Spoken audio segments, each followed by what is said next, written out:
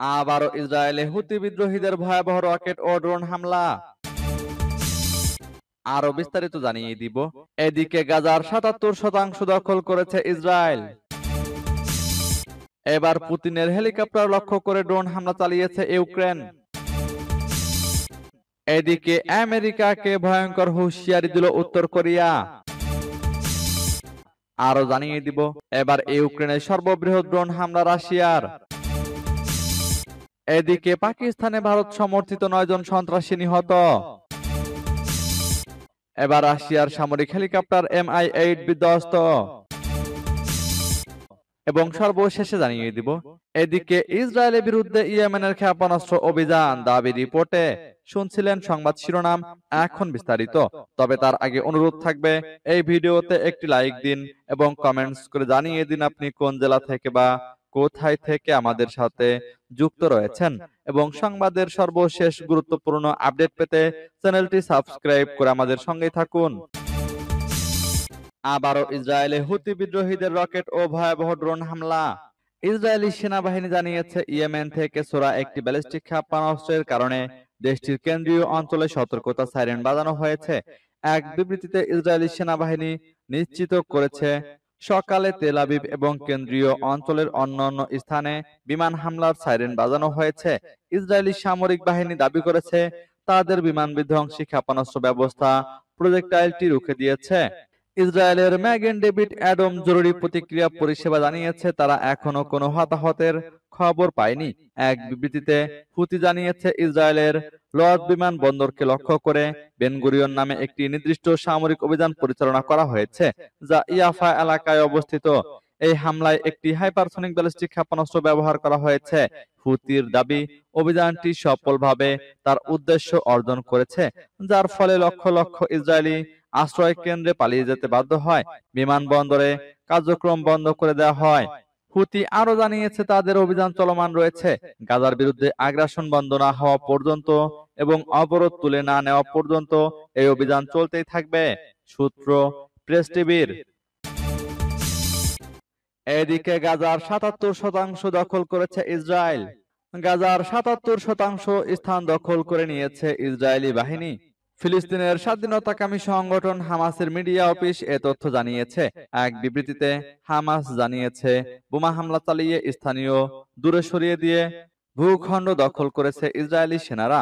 রোববার পৃথক এক বিবৃতিতে হামাসের সশস্ত্র শাখা এবং ইসলামিক জিহাদ গোষ্ঠী বলেছে, তাদের যোদ্ধারা গাজা জুড়ে কয়েকটি জায়গায় ইসরায়েলি বাহিনীর বিরুদ্ধে বোমা ও ট্যাঙ্ক বিধ্বংসী রকেট হামলা এবং চোরাগোপ্তা হামলা চালিয়েছে। খবর রয়টার্সের। এদিকে হামাস পরিচালিত স্বাস্থ্য মন্ত্রণালয় জানিয়েছে, রোববার গাজার দক্ষিণে খান ইউনিস, উত্তরে জাবালিয়া এবং মধ্য গাজার নুসাইরাতে হামলা চালিয়েছে ইসরায়েল। নতুন করে চালানো হামলায় সাংবাদিক ও উদ্ধারকর্মী সহ 23 জন নিহত হয়েছেন। জাবালিয়ায় বিমান হামলায় নিহত হন স্থানীয় সাংবাদিক হাসান মাদুদি, আবু ওয়ারদা ও তার পরিবারের কয়েকজন সদস্য। ইসরায়েলের বোমা গিয়ে পড়ে তার বাড়ির উপর। এ নিয়ে গাজায় 220 জন সাংবাদিকের মৃত্যু হলো। এবার পুতিনের হেলিকপ্টার লক্ষ্য করে ড্রোন হামলা চালিয়েছে ইউক্রেন। রাশিয়ার প্রেসিডেন্ট ভ্লাদিমির পুতিনকে লক্ষ্য করে ইউক্রেন একটি হত্যা চেষ্টার পরিকল্পনা করেছিল বলে দাবি করেছে রাশিয়া। রাশিয়ার এক সরকারি কর্মকর্তা জানিয়েছেন, 20 মে কুরস্ক অঞ্চলে ইউক্রেনের একটি ড্রোন হামলার সময় পুতিনের হেলিকপ্টারকে হামলার লক্ষ্যবস্তু করা হয়। সোমবার এক প্রতিবেদনে এ খবর দিয়েছে এনডিটিভি। রুশ বার্তা সংস্থা আরবিসিকে দেওয়া সাক্ষাৎকারে রাশিয়ার বিমান প্রতিরক্ষা ইউনিটের কমান্ডার ইউরি দাশকিন বলেন, রাশিয়ার বিমান প্রতিরক্ষা বাহিনী ড্রোনটি পুতিনের উড়ানোর পথের দিকে আসতে দেখে সেটিকে গন্তব্যে পৌঁছানোর আগেই ধ্বংস করে দেয়। তিনি আরো জানান, 20 মে থেকে 22 মে পর্যন্ত ইউক্রেনের পক্ষ থেকে রাশিয়ার উপর ব্যাপক ড্রোন হামলা চালানো হয়, যেখানে মোট 1170টি ড্রোন ধ্বংস করা হয়েছে। কমান্ডার দাশকিন বলেন, 20 মে প্রেসিডেন্ট পুতিনের কুরস্ক সফরের সময় ইউক্রেনের পক্ষ থেকে একটি নজিরবিহীন বিমান হামলা চালানো হয়, যেখানে আমাদের প্রতিরক্ষা বাহিনী 46টি ড্রোন ভূপাতিত করে। তিনি যোগ করেন, প্রেসিডেন্টের বিমান যখন কুরস্ক অঞ্চলের উপর দিয়ে উড়ে যাচ্ছিল তখন হামলার মাত্রা অনেক বেড়ে যায়। আমরা একদিকে বিমান হামলা প্রতিহত করছিলাম, অন্যদিকে প্রেসিডেন্টের হেলিকপ্টারের নিরাপত্তা নিশ্চিত করছিলাম। এদিকে আমেরিকাকে ভয়ঙ্কর হুঁশিয়ারি দিল উত্তর কোরিয়া। মার্কিন যুক্তরাষ্ট্রকে হুঁশিয়ারি দিয়ে উত্তর কোরিয়া বলেছে, আমেরিকা যদি নিজের ভূখণ্ডে নিরাপত্তা নিশ্চিত করতে চায় তাহলে তাদের অবশ্যই অন্যান্য দেশকে সামরিক হুমকি দেওয়া থেকে বন্ধ করতে হবে। উত্তর কোরিয়ার প্রতিরক্ষা মন্ত্রণালয়ের রাজনৈতিক ব্যুরোর প্রধান দেশটির কেন্দ্রীয় সংবাদ সংস্থা কেসিএনএতে প্রকাশিত এক বিবৃতিতে বলেছেন, মার্কিন মূল ভূখণ্ডের নিরাপত্তা নিশ্চিত থাকবে কিনা তা অন্যান্য দেশের জন্য আমেরিকা হুমকির সৃষ্টি করছে কিনা তার উপর নির্ভর করছে। তিনি সামরিক হুমকি এবং আক্রমণাত্মক প্রচেষ্টা পরিত্যাগ করার পরামর্শ দিয়েছেন। বিবৃতিতে আরো বলা হয়েছে, উত্তর কোরিয়ার হুমকির কথা বলে বেড়াচ্ছে আমেরিকা, কিন্তু তারাই বৃহত্তর পরিসরে এই ধরনের অস্ত্র ক্রমে বাড়াচ্ছে।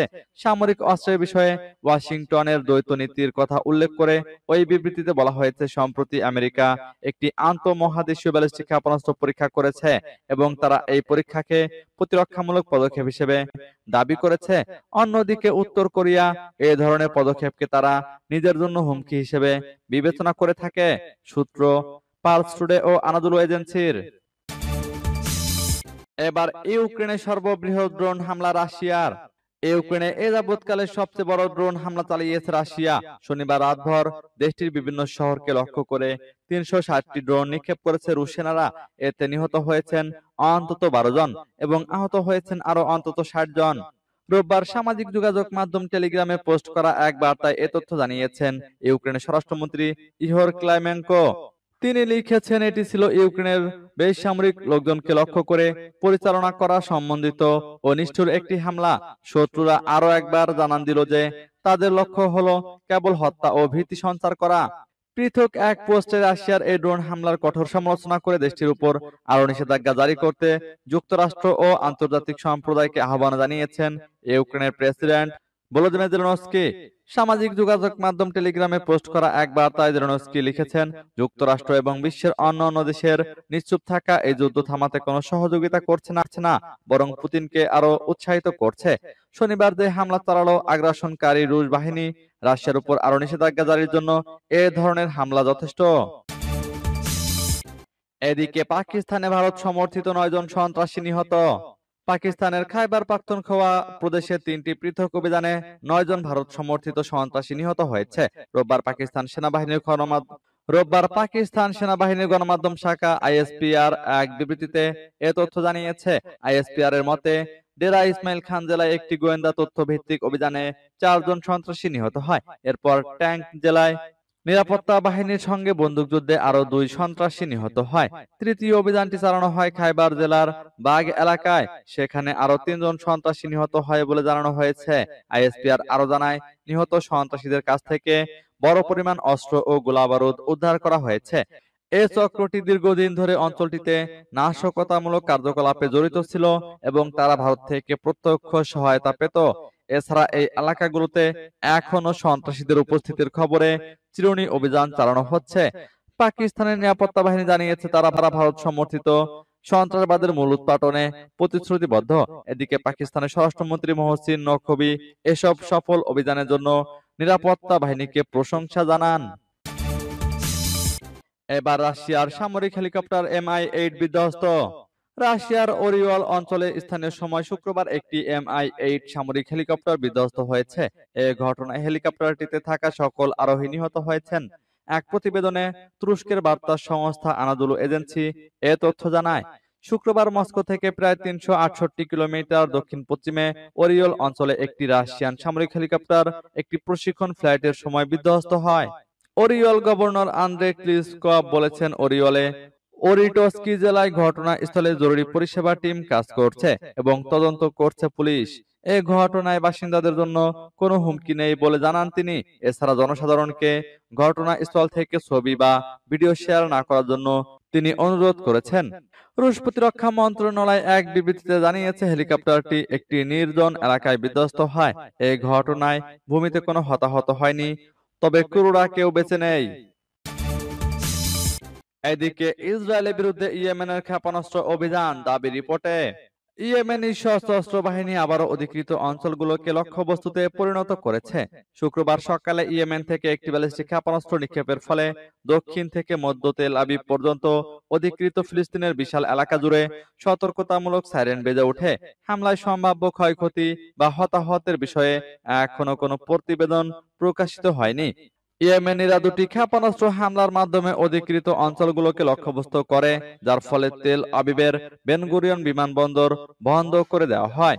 ইয়েমেনি আনসারুল্লাহ আন্দোলন আবারও বেনগুরিয়ন বিমানবন্দরে তৎপরতা চালানো, বিমান সংস্থা এবং হাইফা বন্দরে অবস্থিত জাহাজগুলোকে সতর্ক করেছে। ইয়েমেনি আনসারুল্লাহ আন্দোলনের ঘোষণা অনুযায়ী যতদিন গাজার জনগণের দুর্ভোগ ও অবরোধ অব্যাহত থাকবে, ততদিন ইহুদিবাদী সরকারের বিরুদ্ধে সামরিক চাপ বৃদ্ধি অব্যাহত থাকবে।